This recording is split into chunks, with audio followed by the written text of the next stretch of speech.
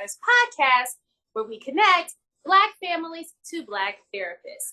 Today's guest is Latasha Tony. Hi, Latasha. Hey, good afternoon. How are you? I am wonderful. How about you? I am great, great, great. If you don't mind, I'd love to introduce you to our audience and let them know about the wonderful work that you're doing. Is that okay? That is wonderful. That's great. Perfect. Okay, Latasha Tony is a licensed independent clinical social worker who is passionate about the intersection of womanhood, mental health, and Christian faith. She is the host of Mindful Nuggets, where she has mindful conversations about those things. Latasha enjoys encouraging others to take care of their mental health. She likes to laugh, spend time with those who she loves, and try new food. Wow, Latasha, that is awesome. Just curious, what's your favorite kind of food? Uh, I like Mexican food. I was just actually eating some tortillas and salsa right before coming on. But Yes, Mexican seafood, those are my top favorite. we were both saying that. I actually like seafood too. Awesome, awesome. Seafood gives you wisdom, right? They say that the Oh, fish oil is good for the brain. okay, that is true. Yep. Awesome, awesome. So tell me a little bit more about you specifically, or I'm obviously more interested in your clinical practice. What got you into practicing, um, and how long you've been doing it, wherever you want to start. All right, well, my background is in social work. I actually decided in the 11th grade that I wanted to work in the field to help other people. So I took a psychology course, and it was just so interesting to me that I could try to identify reasons for people's behavior. So I actually went to college. I was going to major in psychology, but I did not like psychology. So I ended up changing my major a few times. And I ended up deciding on social work because I liked that compared to the other fields at that time. It was the only one that required that you have a license to be considered, as a practitioner. So I really liked that. So I went on to graduate school, majored in social work, and I decided I wanted to be a therapist a long time ago, but God took me on a different path to get to where I am now. So my very beginning work involved working with families and children, some who were in foster care, some who were in their natural home environments and they were at risk for being removed from the environments. So I taught skills to kind of help stabilize the home environments. But I always felt like there was something missing from these people. I was going in teaching these skills, and you have some, they were okay, they thrived after receiving those services, but others, they seem to just needed more support. So I just realized that missing link for them was therapy. But as time went on, I worked in the residential setting. Then I did inpatient psychiatry for a long time, which I learned a lot about mental health while working in that field. Like I said, I had to go down certain paths to get to where I got. And so working in inpatient psychiatry, I really enjoyed helping clients to get to a stable place. But again, I felt like they were having like this missing link, which was therapy. So I had the opportunity to work as a therapist in private practice like in 2021. Um, that was a very interesting experience. I can talk about that on a different podcast episode. But I ended up starting working for a different group practice last year. So I've been there for about a year. So while I'm relatively new to private practice, I'm not new to mental health.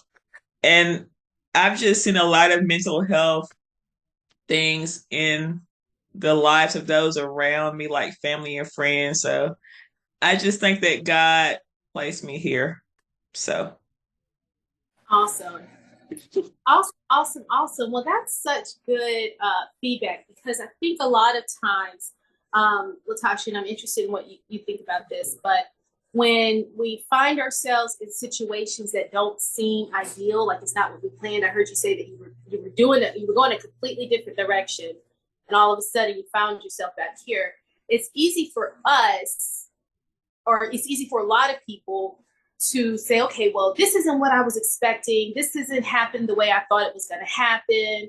I'm going, something must be wrong, or I'm not on the right track, or let me just give up. But it sounded like you kept going until you found what it was. Can you speak a little bit more about that journey and that process? Yeah. I actually think one thing that helped me was going to therapy myself. So back in 2011, we had this really horrible tornado to hit Tuscaloosa, Alabama, and it just like wiped out much of Tuscaloosa, Alabama, wiped out my old apartment complex. It also came through parts of Birmingham. And I was just like a little traumatized by it, just seeing this on the screen. And I can remember talking to my manager at the time. I was like, oh my gosh, I was just so overwhelmed by what I saw on the news last night. And she was like, have you ever considered going to therapy? It's like, it's so rude of her to tell me that to go see a therapist. Like, you all are here to support me. But anyway, I'm glad that she told me that. So at that time, I was able to, start seeing a therapist through our EAP service. I think I had 6 sessions with this therapist, but I hate to like compare therapists, but of all the people who I've seen for therapy, like she's probably been like the best therapist I saw, although we only met for those 6 times. So it just really kind of helped to open my mind to what was possible for me. And like even I went to this church years ago because I was wanting to work on some personal things, and they offered a program there called Celebrate Recovery. That's what really opened my mind to it being possible that I could change. So that happened in 2010, I believe. Um, and they just kind of showed me how he's concerned about our hurts, hangups, and habits. So started that in 2010. I actually started going to therapy in 2011. And I've, been going to therapy off and on since then. But just seeing what was possible for me and just my different professional experience, I wanted to just take all of those things and help others to have a better quality of life. So I hope that answered your question. It does. It does. I think as therapists, when we're able to admit that we struggle too, and we go through change and transition, I think it helps us be very relatable. So I don't know if this is worth even mentioning, but we're the Black Marriage and Family Therapy Matters podcast. We obviously support and celebrate Black families. We're going to get into that. I just want to do a quick side note, and I think this is important to add, but I know you might have heard my phone go off, but that was actually my alarm because my volume should be off, but it doesn't affect my alarm sometimes. I pray for my husband at a certain time. At 1:30 is the day that he's born, so I did a quick mental prayer in my head, but I have to remember when I have these 1 o'clock appointments to not have my phone beside me. But I just want to mention that because I know that you are also a faith-based therapist. And if I remember correctly, you don't necessarily advertise faith-based services. Is that what you were saying? Well, okay. So I am a Christian who is trained to provide therapy from a evidence-based practice scientific background, but I'm a Christian. I did not go to seminary, so I'm not like a Christian counselor. But if I have a client who wants to talk about their faith, and they bring that up in the session, I'm willing to go there. So I'm curious, because even in the work that I do today, I'm not practicing right now. We talked a little bit about that earlier. Do you, even for clients that don't practice Christianity or any faith, do you just pray over your craft, like that God will use you, that God will guide you and lead you? And, if by chance a client, doesn't practice that, that's okay, but that God do you ask God to help you connect with that client or be helpful to that client nevertheless, or to favor that client? Yeah, I just ask God for insight and wisdom on how to interact with my clients. So, yeah, that's good. mm-hmm. Wisdom and insight. Yeah. Mm-hmm. So I think that is much needed. If I don't have that, what am I doing? So, I find that I did my dissertation on marital attitudes and expectations between blacks and whites in America. And one of the things that I found was that statistically, and this is stuff that I think most of us already know, black families have lower marital success rates, less likely to get married than our white counterparts, marry later, more likely to get divorced, more dissatisfaction in the relationships, etc. But that's a little bit of the contradiction of our faith, which as Christians, the Bible speaks very clear about marriage and the importance of it and the sanctity of it, etc. I'm just curious, what your thoughts on that? Like, do you think, to me, on the one hand, blacks are one of the most religious bodies of people in the world. Yet, for some reason, around this, when I say religious, I'm talking about faith-based Christian faith. There's a disconnect here. What do you think maybe some of that is? And then, I did my research on this, so I'm just curious. I might could add to it. But what? Yeah. So I agree. We are the most religious people in the sense that we'll go to church on Sunday, might be at church on Wednesday, and other days throughout the week. So we're always on the go. But as far as, actually taking time to read the Bible, dissect it, understand what it's saying, and apply it to our lives, I think that's more of the spiritual part of, our faith. We don't really take time to tap into, what the Bible says as to how you should live when you have these struggles, how to, really get God's point of view about these things. So I think there's a difference between, going to church and, I'm going through this hard time right now. Let me pray about this, but actually allowing God to really just guide every single area of your life. It's like we want to give him a certain part, we want to ask God for a job, but we don't want to ask him for wisdom on how to keep that job. There we We go. want to ask God for a marriage, but we don't ask him for wisdom on how to, interact with our spouse in that marriage. Or we want to ask him for children, but we want to, just kind of do what our mom and grandma did until something happens. And then we want to pray and ask him to fix it. So it's like we want him to be like a Santa Claus or genie, but we don't really want him to really take over. And it can be hard to do that, but I think a lot of our religion is just traditional. We really haven't taken time to really understand what the Bible actually says and, how we are to conduct ourselves in light of that. I have to agree with the most of what you said. I'm curious why. Why do you think that is? Because as I hear you speak, I can't help but to think about, like, for instance, and I don't think I've ever talked about this on the podcast, but when I don't know if I was 12 or 13, I have talked about being molested and stuff like that. I think when I was 12 or 13, I had to sign a covenant in my church that said that I wouldn't have sex until marriage. And I knew that this thing had already happened to me. And at that point, well, I had told, but this was the Black family. We didn't talk about it. So, so I guess I just say, for me, that sent a message that, oh my God, like, I'm going to hell, because nobody ever, I was grown before I realized that wasn't my fault as a child. Like, I carried that. And so then I was forced to sign this contract. So where do you think, so I'm not, I believe, I want to say the pastor's intention was to have me follow the biblical principles. The Bible is very clear about sex before marriage, but do we think that the Black church does a good job for addressing things like sexual assault or any type of sexual behavior that isn't completely monogamous between man and woman?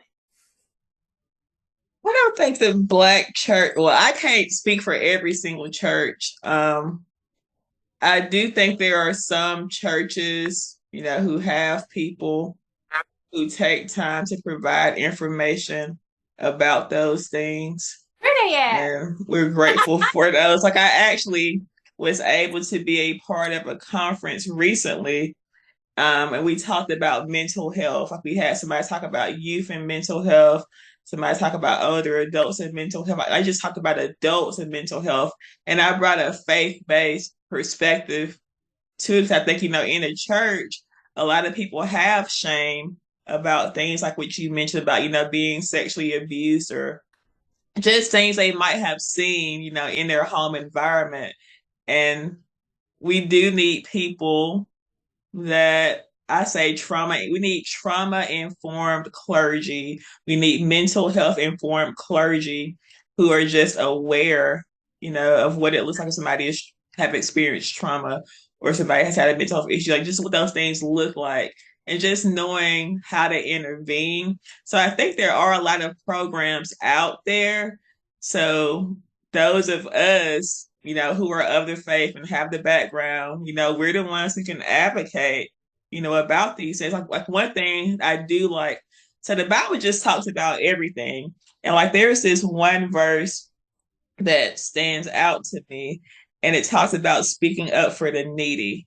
So I think that's one part of what we do as believers is to advocate for those people who are, marginalized, less fortunate, because, we all have things that we go through, but, I have things that I saw in my life, but I'm able to take all of those things and use it to, enlighten other people and to hopefully, help those who are coming behind me to not have to go through the same thing. So that's why I'm just so passionate about this. And I know I've, been to church myself, and people just kind of minimize my mental health things. Really, like, I didn't want to talk about something. If I talk about it, they want to shame me for expressing, oh, I have anxiety. We don't talk about those things. Like, really? Really? They want to just throw a verse out there. So I think it's just important that people know about, what mental health is and how it relates to our faith. Because sometimes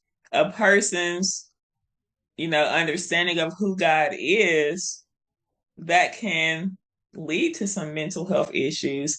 So if you have this pastor who's like, you need to be a virgin when you get married, but you experience sexual trauma, I could see how that could be a little confusing and maybe even keep you disconnected, from the church. But if we look through the Bible, we have a lot of people there who experienced a lot of hardships, horrible things, and God met them in those places. So, God is not ashamed of our struggles. And we as, believers shouldn't shame other people for their struggles either. So that was like a long answer, but no, and it was very, very informative. It was very informative. So I want to ask, and I guess I'll just be very, very blunt about it. Well, one of the things that you said before I go to that, I really want to highlight was our personal responsibility. Like read it, one thing that has helped me over the years is understanding that I don't, and this is for whether it's with the Bible, your relationship with God, whether it's with education, your career, whatever, find it for yourself. Don't necessarily just take somebody's word for it. So one of the things that T.D. Jakes always says, well, I've heard him say it a couple of times, is, when we have church hurt, because that's what this is called, we tend to say, okay, well, I'm not going to the church anymore, or I'm not going to read the Bible anymore. I'm not going to fool with that. But you go to work, you don't like everything your boss say, you probably in this relationship with the dude ain't no good, you stay in there, You know what I'm saying? So, there's this issue with church, I think, that we just look at it and we say, okay, because this happened with me, and I understand that this was a really horrible, horrible thing to go through.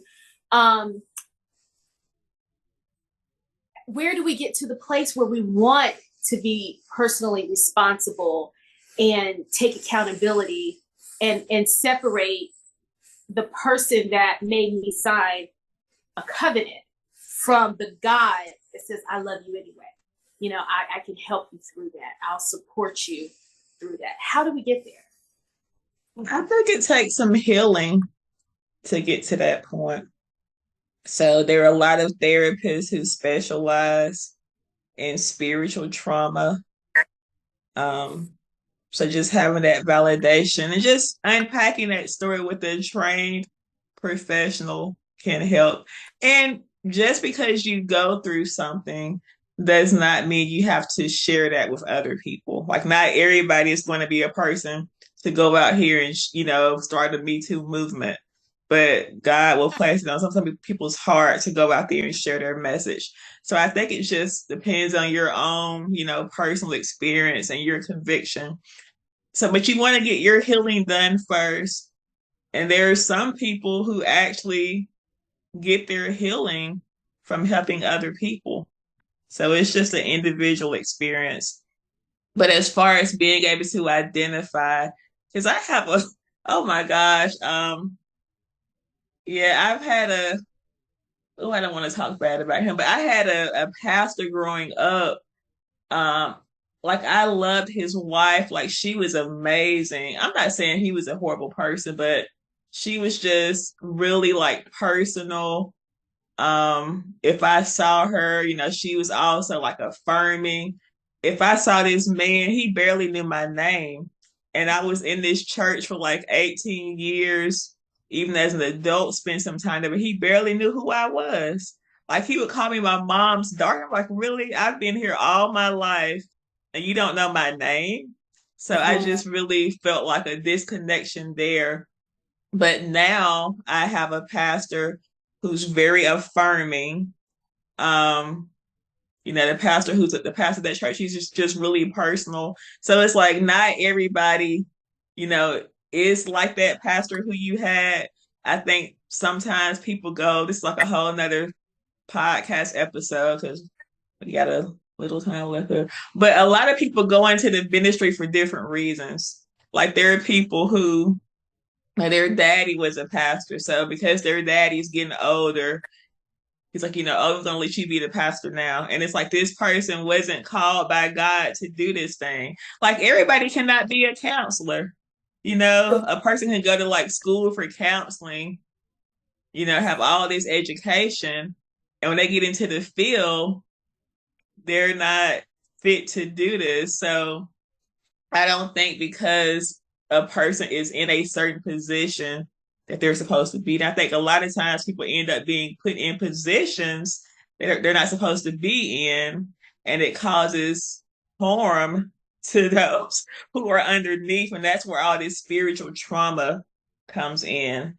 Because a person is trying to lead from like this, I get these mixed up, like the militaristic point of view versus being somebody who's really, affirming and truly humble. So it was a long answer again, but I hope that answered you.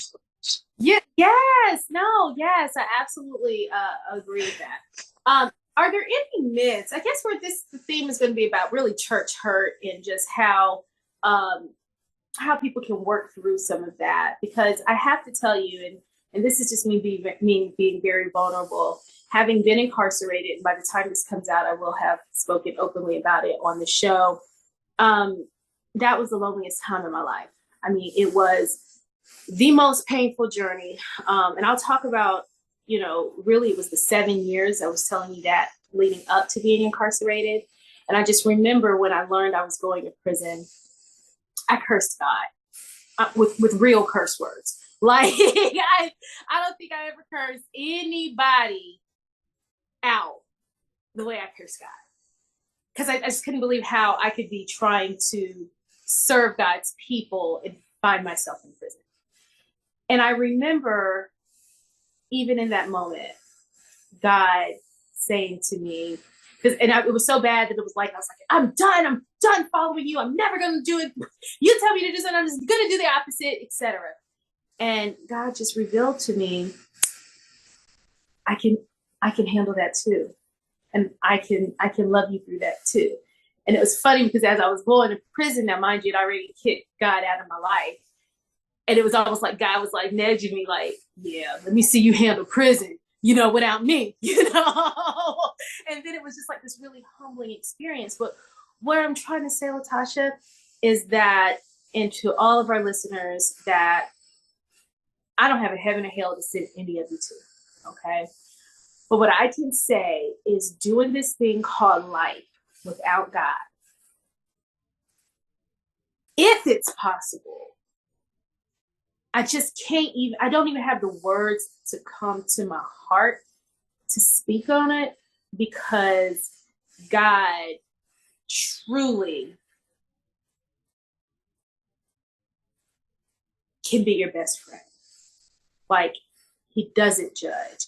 He doesn't condemn. He doesn't abandon. He doesn't reject. He's ever present. He's omnipotent, etc. If you can just find a way, I share my experience. You might think I'm oversharing, Latasha, because you said, everybody doesn't, and everybody doesn't. Everybody doesn't deserve to know your pain. I do think that I don't share everything. Trust me, I don't share everything. But the people who are trusting me with their lives, I believe they do deserve to know the most powerful way and the most powerful resources that I know, at least, to help them get through adversity in their lives.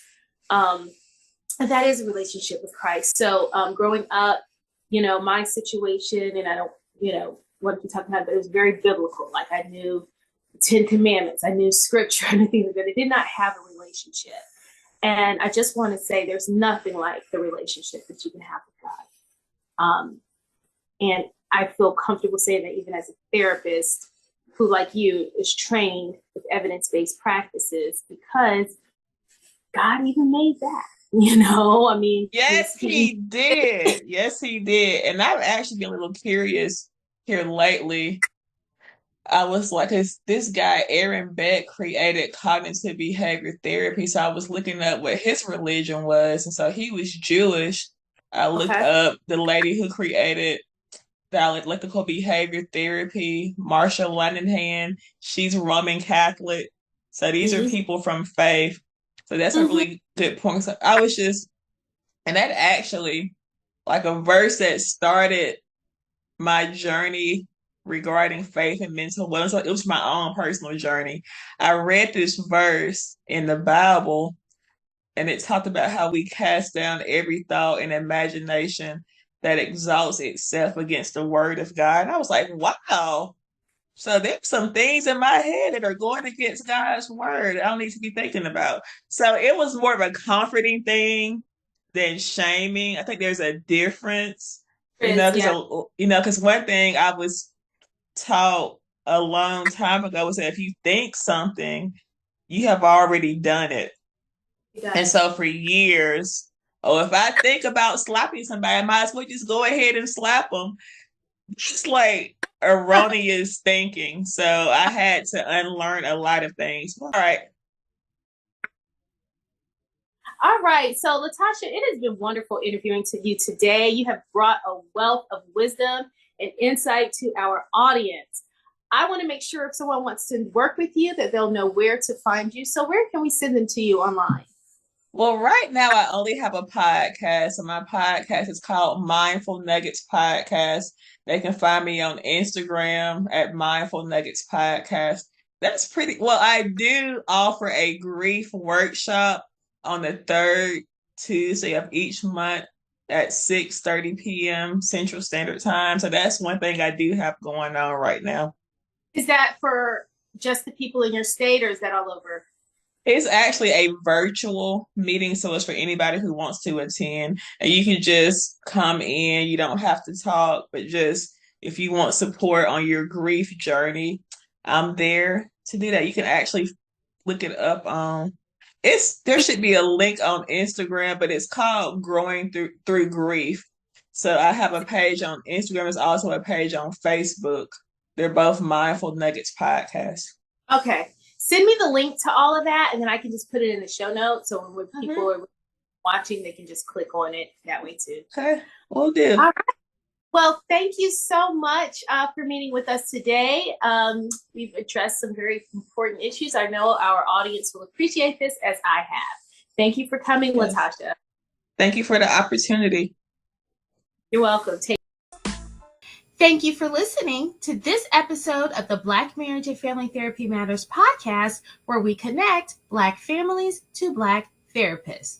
Since you've listened all the way through, come on in and join the family.